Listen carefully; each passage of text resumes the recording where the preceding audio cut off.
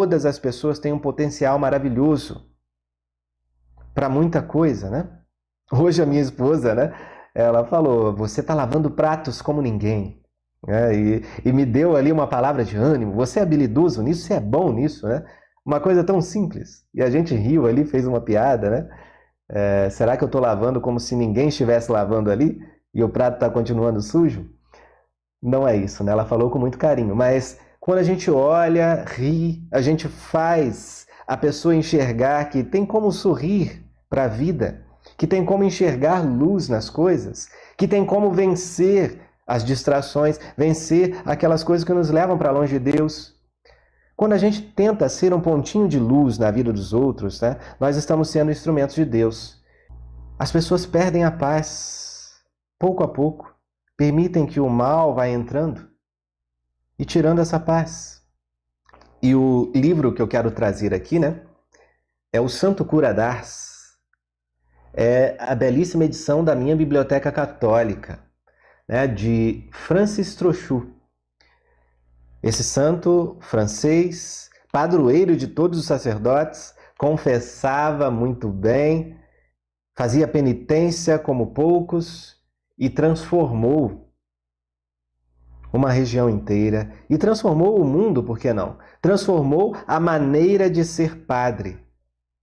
É exemplo para todos os padres do mundo.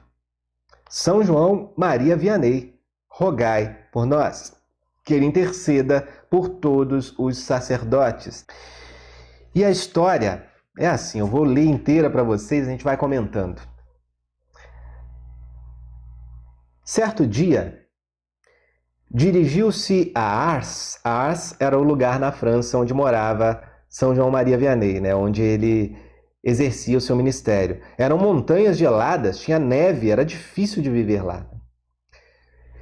Se dirigiu a Ars o padre Guillaumet, que por muitos anos foi superior da Imaculada Conceição em Saint-Dizier, no Alto Marne, na França, né? Foi no ano de 1855 ou 1856. Nos vagões do trem, o assunto era unicamente as maravilhas da Santa Aldeia. Era frio, mas era muito bonito, né? O nome do cura d'Ars corria de boca em boca. Sentada ao lado do sacerdote, uma senhora de luto fechado estava em silêncio. Como o padre Guillaumet se preparasse para descer na estação de Villefranche, disse-lhe a senhora: Senhor padre, permite-me acompanhá-lo a Ars. Talvez, tanto faz ir lá como a outra parte, não acha? Viajo para me distrair. Você veja, uma senhora estava de luto, estava triste, estava sem saber para onde ir. Ela estava tentando distrair a cabeça dos pensamentos ruins. Vamos ver essa história. O sacerdote ofereceu-se para guiá-la quando estivessem no povoado. O carro que tomaram em Villefranche deixou-os diante da igreja. Estando para terminar o catecismo das 11, o padre Guillaumet conduziu a senhora para o espaço entre a igreja e a casa paroquial. O cura d'Ars apareceu, estando revestido ainda da sobrepeliz, né, uma veste sacerdotal. Deteve-se diante da senhora enlutada, que para imitar os outros se havia posto de joelhos. Inclinou-se ao ouvido e disse para a senhora: salvou-se. Olha que história. São João Maria Vianney não tinha visto aquela senhora nunca. Com a visão espiritual, Deus revela uma verdade para ele, para essa mulher que tinha perdido o esposo tinha se suicidado. Olha só essa história. São João Maria Vianney diz no ouvido da mulher: salvou-se. A forasteira teve um sobressalto. O cura d'Ars repetiu: salvou-se. Um gesto de incredulidade foi a resposta daquela senhora. Então o santo, acentuando todas as palavras, lhe replicou: digo-lhe que está salvo. está no purgatório. É preciso rezar por ele.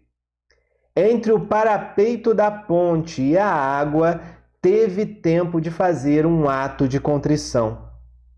A Santíssima Virgem lhe alcançou a graça. Lembre-se, a senhora do mês de Maria feito em sua casa. Algumas vezes, seu marido, ainda que irreligioso, acompanhou as suas orações. Isso mereceu-lhe a graça do arrependimento e o supremo perdão.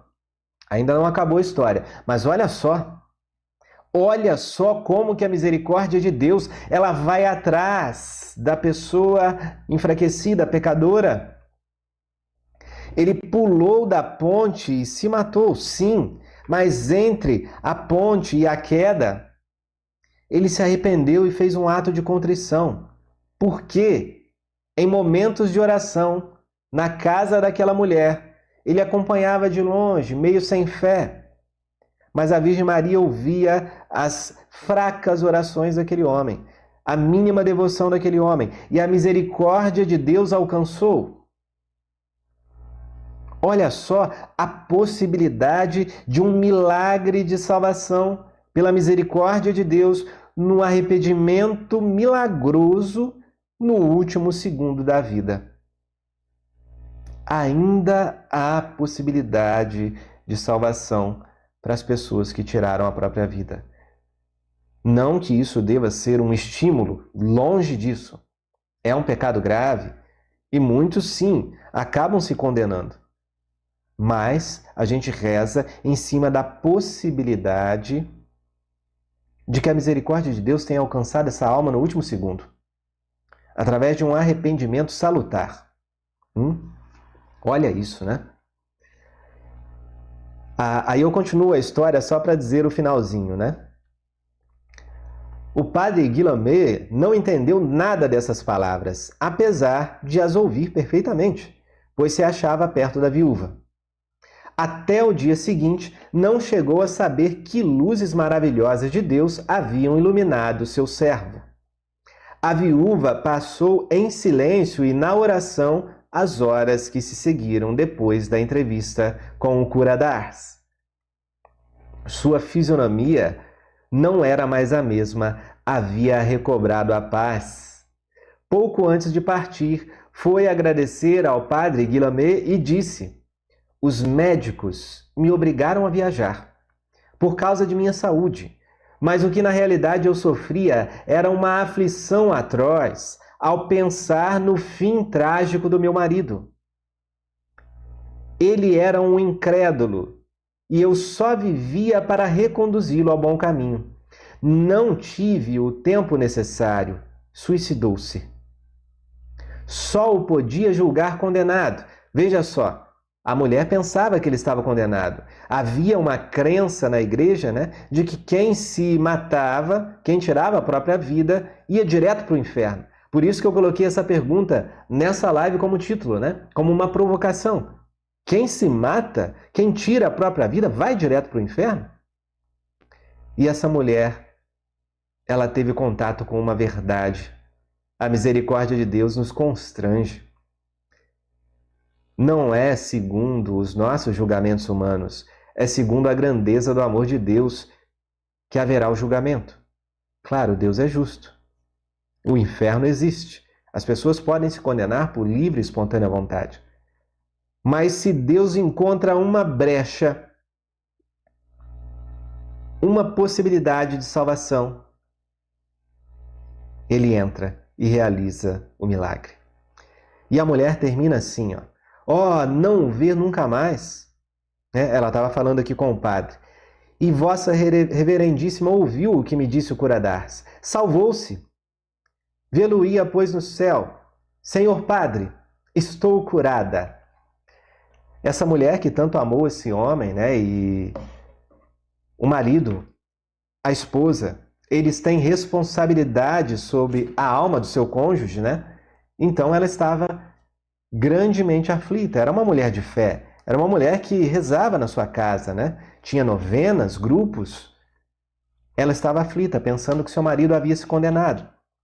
E o cura d'Ars ele, através dessa história, que foi usada pelo Papa Francisco, ele mostra que a misericórdia de Deus não tem limites. Todas as pessoas, até aquelas que a gente tinha quase certeza que se condenou, todas as pessoas podem, no momento derradeiro da vida, alcançar a graça de um arrependimento perfeito de tudo que fez. Por isso que nós nunca podemos deixar de rezar pelas pessoas vivas, mas também pelas almas daqueles que já se faleceram, não importa a condição em que morreram, inclusive no suicídio. E também é importante rezar pelas pessoas que ficam, pelas famílias, aqueles que estão sofrendo uma dor muito grande. Quanta gente não está sofrendo grandemente?